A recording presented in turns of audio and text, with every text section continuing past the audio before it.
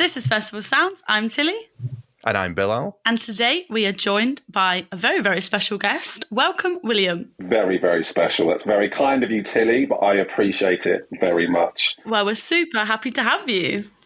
Hey-o. William, you're from the podcast This Album with William Hann. That's correct, Bilal. That's exactly where I'm from. Do not tell them it was a second take. Don't tell them Bill doesn't know the name of your They podcast. don't need to know. We're going to chat a little bit at the end of the episode about your podcast, but before that, we have to chat about what to expect when you arrive at Glastonbury Festival. A lot of our listeners who will be going for the first time and thinking, what's it going to be like? What do I need to deal with? You want to run through it with us? I do. Straight off the bat, let's make this very clear. The Wednesday at Glastonbury, it can suck.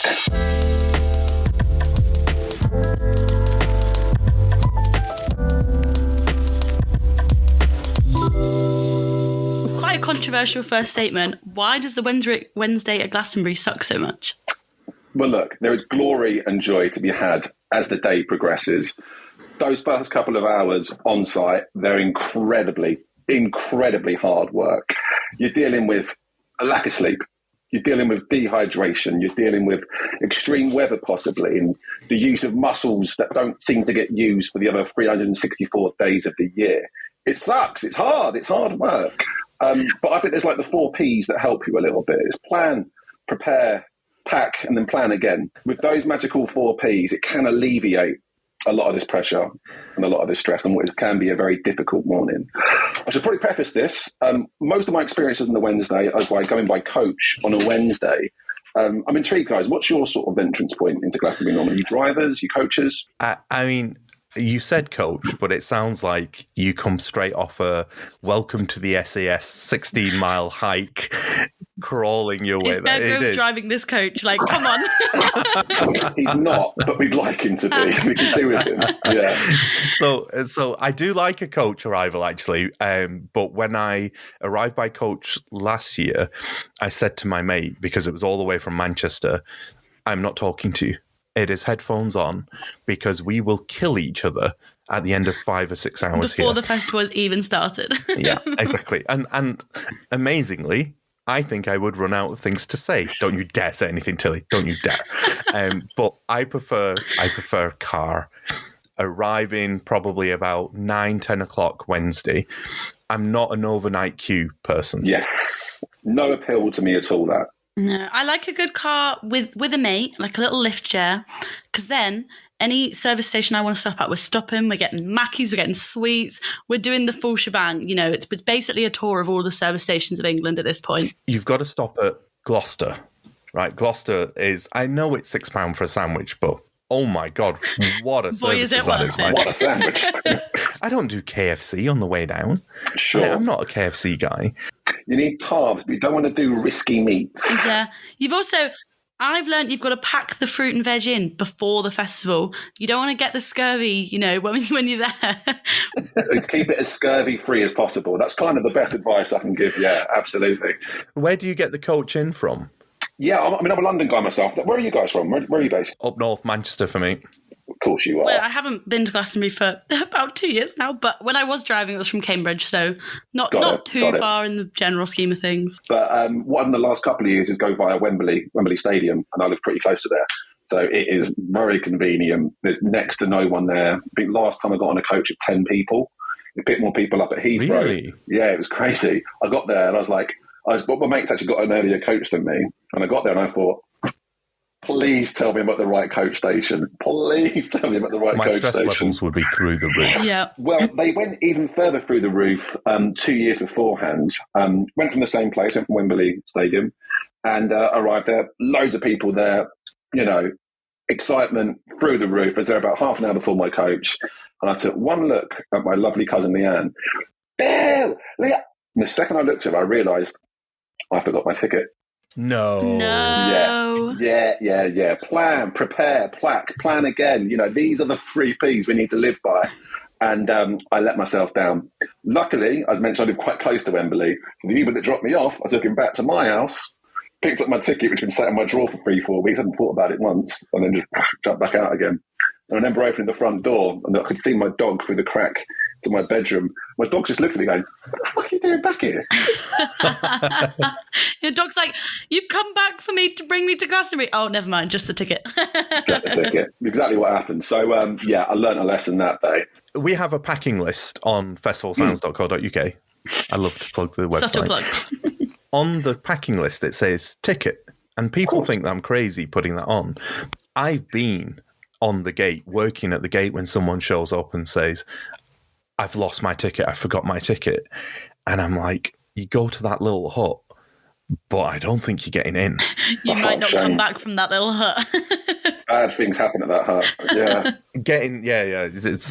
Look, they're as helpful as they can be, but you've got to make sure you take it. That journey in, it's so stressful, and there's some things that you can't like undo once you've set off. Like your tent poles, you're not going to suddenly find tent poles. So what you're saying, I'm 100% with you. Get our packing list and tick it off. Like if you have to write it down and tick it off, and then when you show up at the gate, there's that level of chill. You're like, I've got this. Yeah.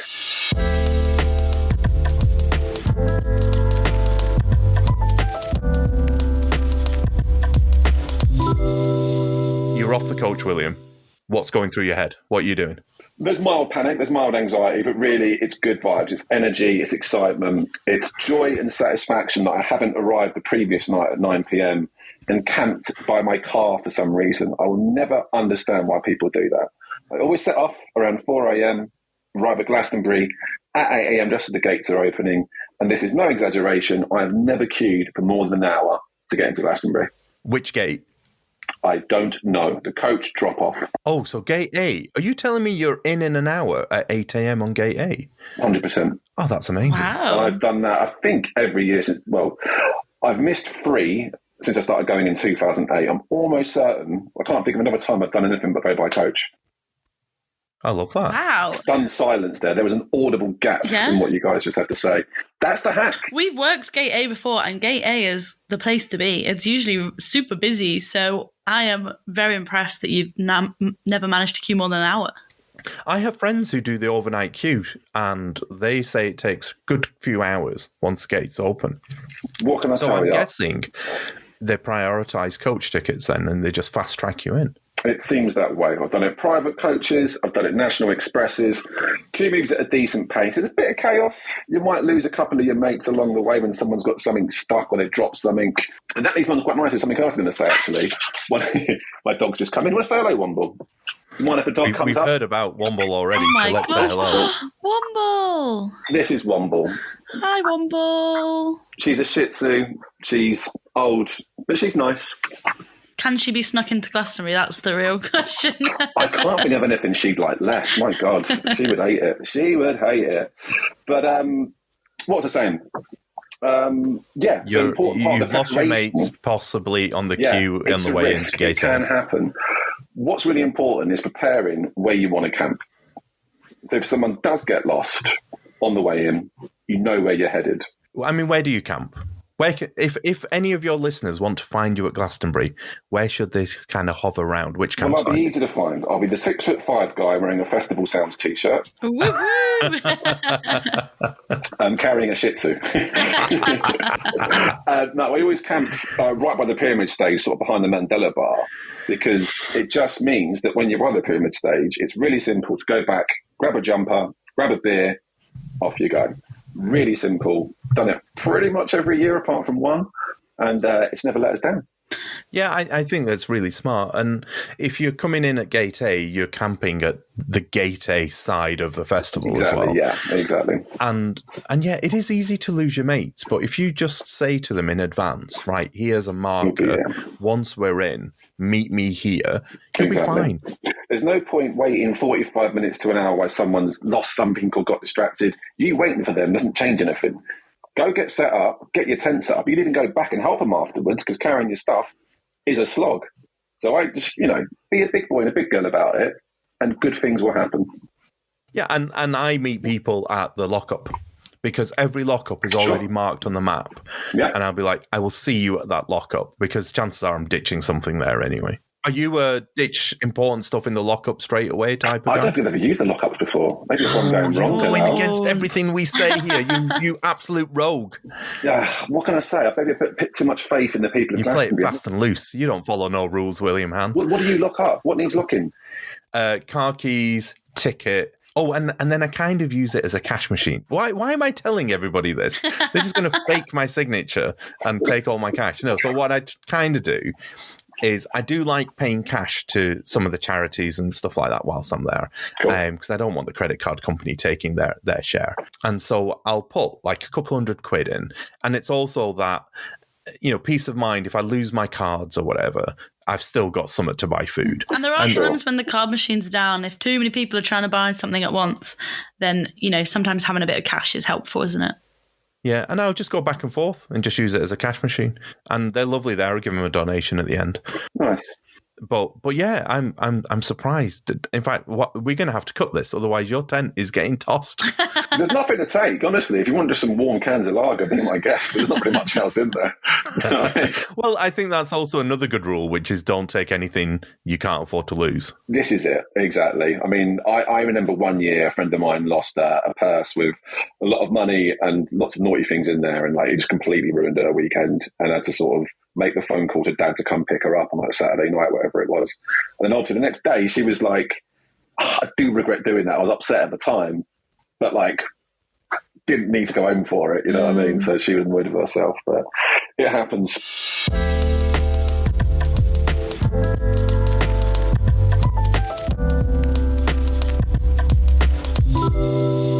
First thing I do when I'm set up, break open that first bottle of champagne.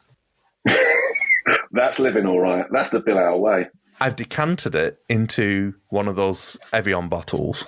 And so if you don't have a glass, you can just squirt it into people's mouths. I think it's a nice camping hack. Tilly has enjoyed the campsite champagne. I've heard this mentioned on the podcast before. I've heard talk of this. The champagne I was shower. curious about how it works, but now I know. Okay. That's what I do. What do you do? Me? Well, let's get it right. I mean, setting up is hard. You're stressed. You're knackered. You're getting snappy. But, it's all worth it. And that sweet, sweet crack of there's nothing like it. We've got some If you special could bottle effects that here. feeling. I'm not sure if that picked up on the microphone or not. It but definitely did. there is nothing quite like it. And that is just an imitation of the level of joy that comes with that first crack of the can. It has been hard work. You've lost people. You might have lost something. You've lost your sense of self-worth. You lost your bearings. You've lost everything that matters in life. And then suddenly the tent is just about up. You've got your deck chair out. You plonked yourself down. That crack of a can, if that feeling could be bottled and sold to people, we would be the most richest podcasters in the whole of the land. Amen to that. So true. Oh. That first warm cider. That first warm Veuve Clicquot. I'm a man who has been known to get a little carried away and get a bit hedonistic on a Wednesday and excessive. What I've started doing now on a Wednesday is heading straight toward the left field and getting some food in me. How soon do you guys normally eat on the first day? I feel like I never stop eating. I'm a constant snacker. When I'm setting up, it's like set up, snack, set up, snack, cider, snack. And just you've got to. I basically get through 3/4 of the snacks I brought with me on the Wednesday. Sure. I've put everything into dragging my gear in one go. Right. Yes. I got to get changed after that. Yes, and that's why I think it's really important. I always say this, just to wear workout gear. There's no point dressing in your best gear on that Wednesday morning. It is going to get covered in sweat, dust, grime, general excrement. It's hard work. And then get to the tent site, bottle of water over the edge, freshen up, put on your latest best shirt. I am increasingly curious as to your manner of arrival with what you're covered in when you arrive. I said it sucks, right? The Wednesday's hard work. I think you need to pick a different route, man.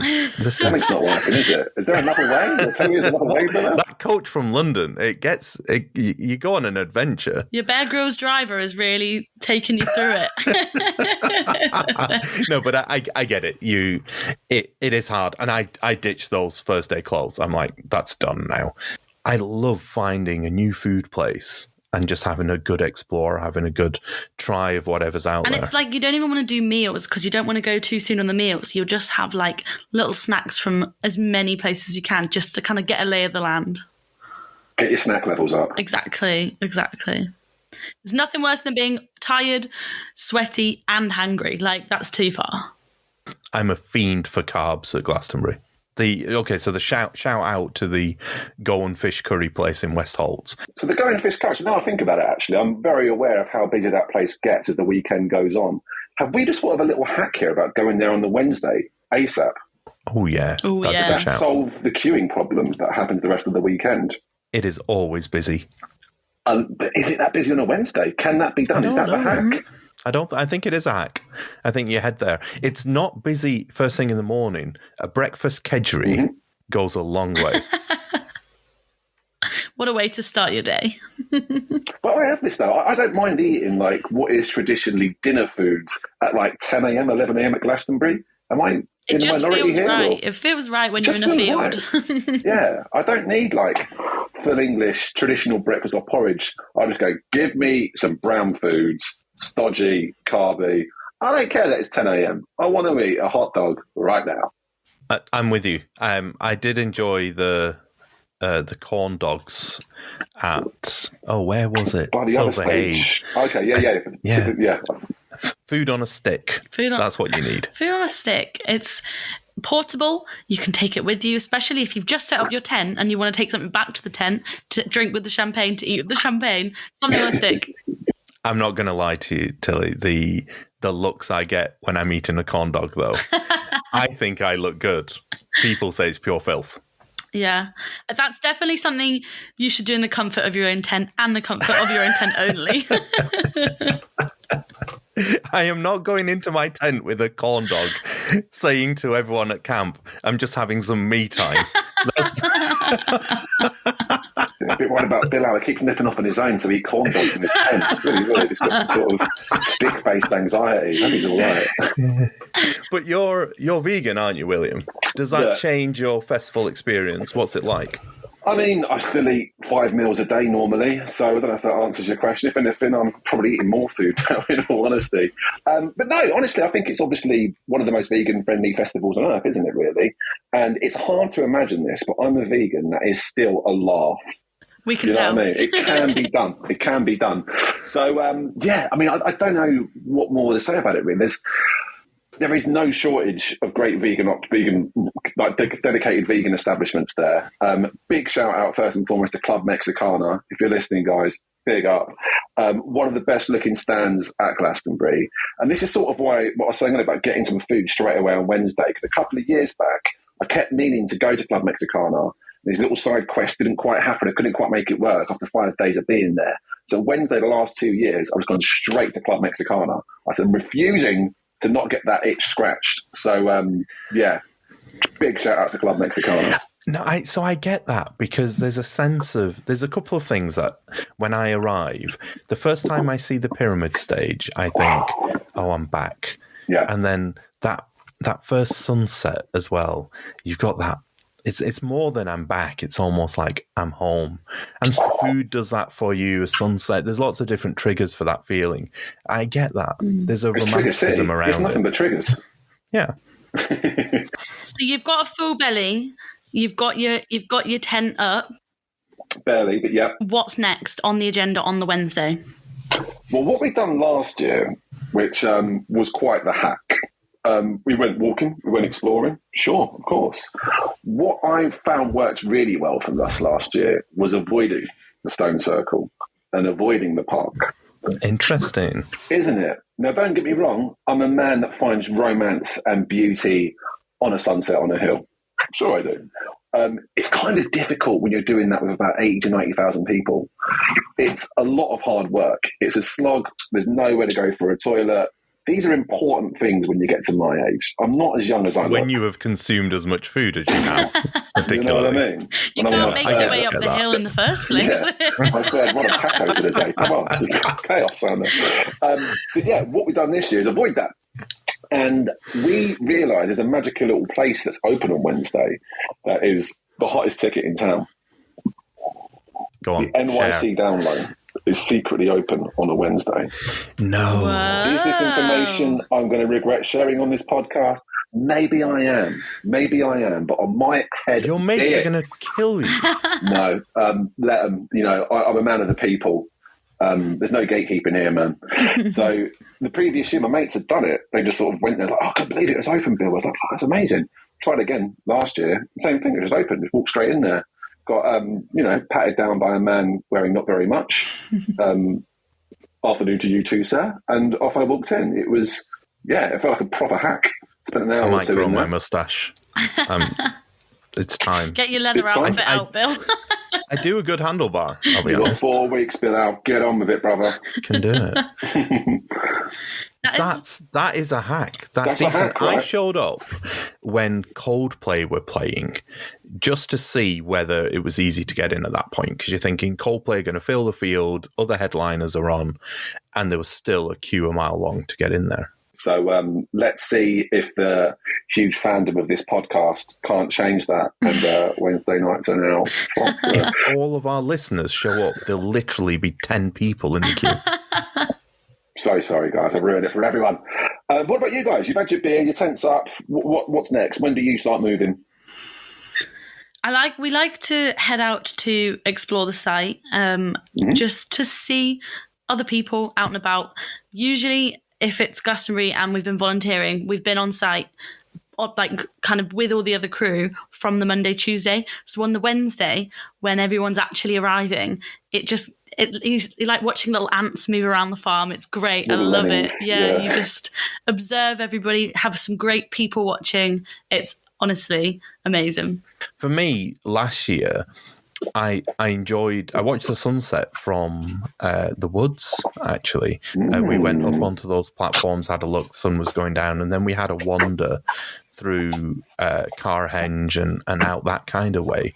And it was nice not to be dragged up onto the hill, to be away from those crowds. And finding those little corners for the first time on Wednesday, you don't feel like you're missing anything else. You don't feel like you're missing a band, so that's my opportunity, and I'm less likely to chase the sunset. I do think if it's your first ever time at Glastonbury, your first year, it's worth going up on that hill on the Wednesday night, because it gives you just a sheer sense of the scale of Glastonbury. You see all the lights, you see all the tents, you see the stages, you see a lot of the time the stages are testing their lighting, and it really is that wow moment, isn't it?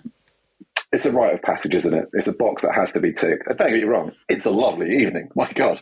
But I found, as a man that's done it quite a few times, hanging out with the gays was a lot more fun.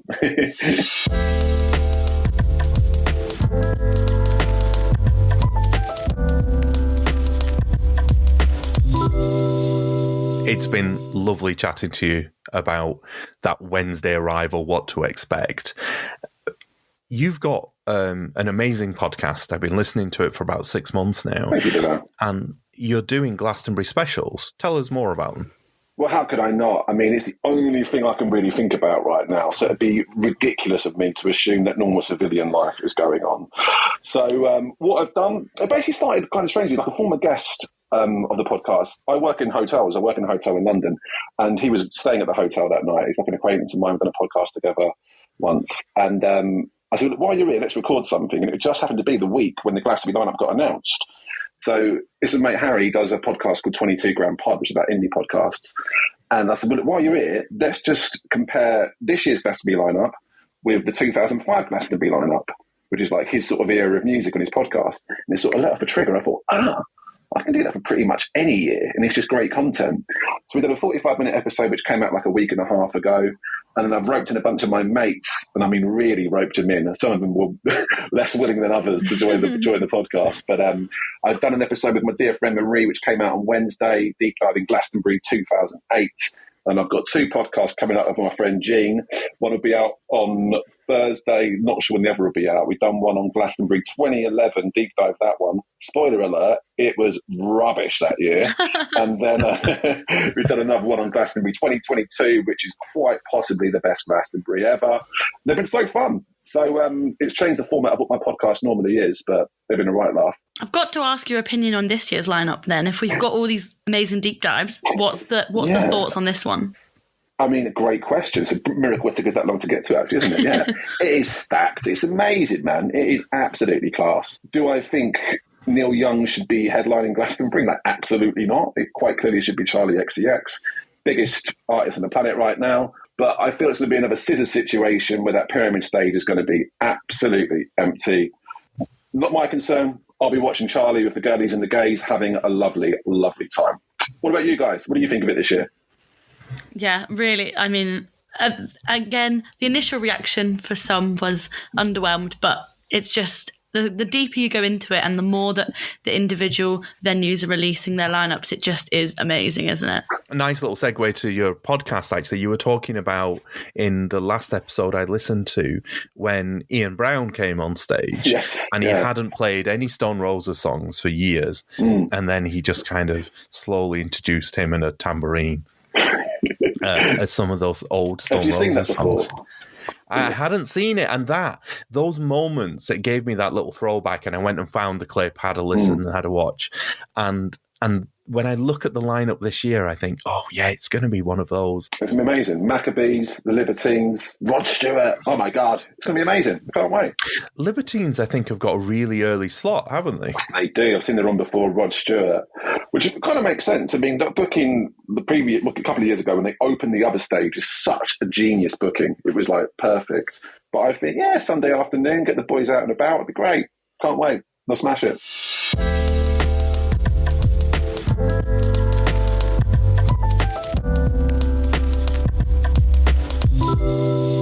Thank you so much for having me on, guys. Big fan of the podcast. Been listening for at least a year and a half, 2 years. What an honour. What a pleasure. What a privilege. Oh, we've loved having you. Yeah, it's been class. One thing we should probably mention is what we haven't mentioned in terms of sense of arrival. A lot of people misunderstand Glastonbury and think that normal rules and laws don't apply. Anything that's illegal outside of Glastonbury is very much illegal in Glastonbury, and people do get searched on their way in. So if you're thinking about doing anything naughty, I would seriously consider reconsidering, because people do get searched on the way in. I've been searched on the way in. Have you really? Yeah, and I have an innocent-looking face, right? So one of the friendliest faces a podcaster could have, Bilal. You're on the wrong format. Audio doesn't suit you. We got to end this now. I'm going to blush. Thank you for coming on, William. It's been an absolute blast. I hope you have a wonderful Glastonbury. If you haven't heard William's podcast, then there's a link to it in the show notes. Go find his Glastonbury specials. They're a really good listen. And maybe I'll see you in the fields. You definitely will. I can't wait. It's going to be glorious. Thanks for having me on, guys. I'll see you in Worthy Farm. Let's do this again sometime. Definitely. We'll have to do a little debrief afterwards. Please make sure you follow us on Spotify or Apple or wherever you get your podcasts. Leave us a review, leave us a like. It's always nice to hear from you guys. So if you want to send us a message, please do.